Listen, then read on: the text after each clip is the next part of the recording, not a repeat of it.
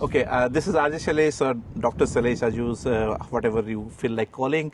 And I have with me Dr. Rashmi Srivastava, who is basically a gynecology consultant up in Inverness in Scotland, in the Highlands. So basically, Madam, as I fondly call her, has worked in Indian Navy, and then she has served in Indian Health Service, and she's been here for over 20 years, and now part of the NHS Highlands.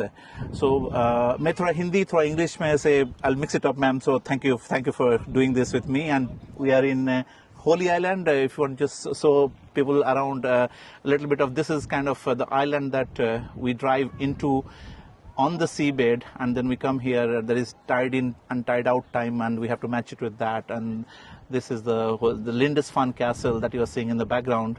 And in moments like this, I just wanted to capture ma'am's thought on few things. So this is absolutely a random interview with no preparation. And I want to fire some random questions. I can assure you she has not prepared this. So, and first it hasn't got any answers. So this is going to be interesting. Any answer prepared, I mean. So ma'am, first thing first. सबसे पहले मुझे रश्मि बोलो. अच्छा, okay. रश्मि बोलो. That will be acceptable. Ma'am के husband मेरे बहुत ही प्यारे दोस्त और सीनियर और मेंटर है डॉक्टर देवजीत श्रीवास्तव, तो इसलिए they are family to me. तो but the first question I want to throw you off the grid is now 20 years back, 20 years looking back at the life you are here in the UK, in Scotland, right choice, wrong choice?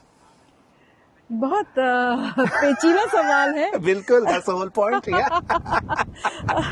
But जैसा है कि जो जिंदगी है एक रास्ता है, और उस रास्ते पे चलना ही हमारा धर्म है. Right. तो एक रास्ता है जिंदगी जो थम गए तो कुछ नहीं. तो इसी रास्ते पे चलते चलते हम आगे अपने देश से इतनी दूर. मैं ये नहीं कह सकती कि ये गलत है या सही है, because I don't think there's anything right or wrong. It is your circumstances which are right or wrong. So okay. Does that satisfy you? आपका वो दोस्त जो बोलता है कि तुम तो यार भाग गए इंडिया से, तुम यहाँ के चैलेंजेस क्या देखे, तुमने क्या किया, तुम तो पैसे कमाने निकल गए, यूके चले गए. What is your answer to that friend who you'd meet probably after 25 years? भाई पैसे तो इंडिया में लोग ज्यादा कमा रहे हैं, जहाँ तक मेरा मानना है. तो ये शायद फैक्ट्स चेक में सही नहीं उतरेगा, खरा नहीं उतरेगा. सबकी अपने अपने वजह होती है. जो मैंने कहा, सबका अपना एक वजूद और अपना एक ड्राइव, अपना एक विजन होता है. और जिस ज़माने में हम अपने देश से निकले, between the two of us, as you know, my husband and myself, we both had served 17 years in the military. उसके बाद हम लोग निकले, तो हमारे ऊपर ऐसा कोई बोझ नहीं है कि हमने देश सेवा नहीं की. अपना पूरा धर्म निभाते हुए हम अपने आप को और सशक्त बनाने के लिए to enrich ourselves, not really exactly in monetary sense, because I think you can earn much more money in your country of origin these days, but to enrich ourselves, to have that worldview exposure, to feel full in ourselves, we came out. And yes, and I think I have no regrets, absolutely no regrets on the decisions and the life choices we have done. Absolutely fantastic. ये जो होता है आजकल देश प्रेम की बात होता है कि आप देश ने आपके लिए इतना कुछ किया, आपने देश के लिए कितना कुछ किया. तो आपको कोई अगर पूछे कि मुझे ठोक सबूत दीजिए कि आपने देश के लिए क्या किया, तो आप उसको क्या बोलेंगे? मैं तो जिंदा कहते हैं ना, लिविंग एग्जाम्पल. मैं तो चलता फिरता जिंदा सबूत हूँ अपने देश के. आप कह सकती हूँ मैं एम्बेसडर अपने आप को समझती हूँ, क्योंकि जहाँ पे भी मैं रही ठहरी और जहाँ पर भी हमने अपना बसेरा किया, we have always maintained our cultural values. We have always brought them into the fore of the community. चाहे वो छोटी सी दिवाली सेलिब्रेशन करनी हो, लोगों को सद्भाव से मिलना हो, वसुधैव कुटुंब जो की भावना से जो हम निकले, उसको हमने सदा मेंटेन किया और आज तक करते आ रहे हैं.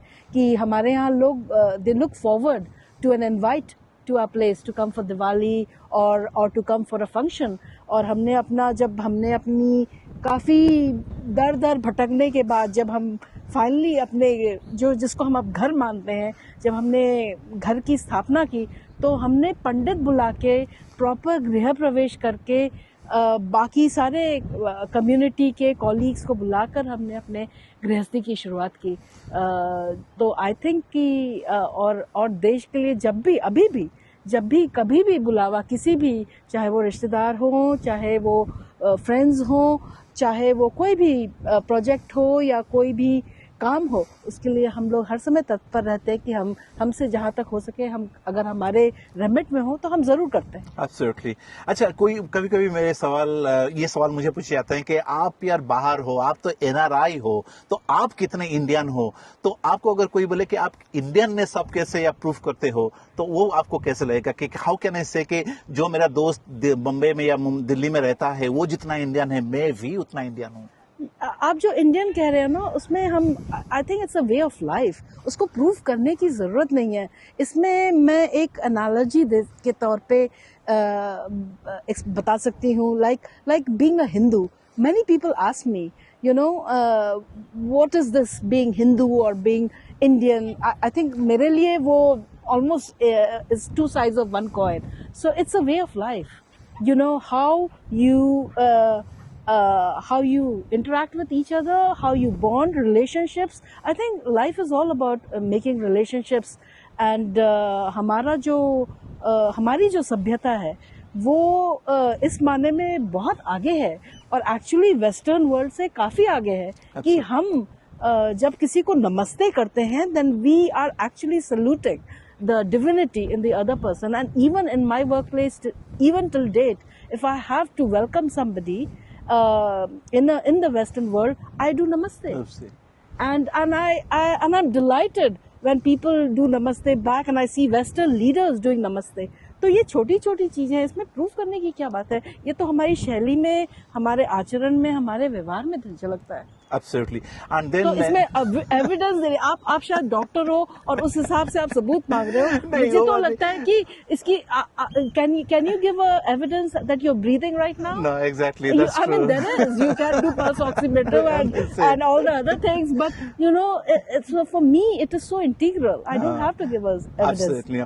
And then सवाल आता है कि people are living longer and longer, and कभी आप जिंदगी के पहले 30 साल 35 साल इंडिया में काटे, फिर अपना वर्किंग लाइफ यहाँ पे काट रहे हैं।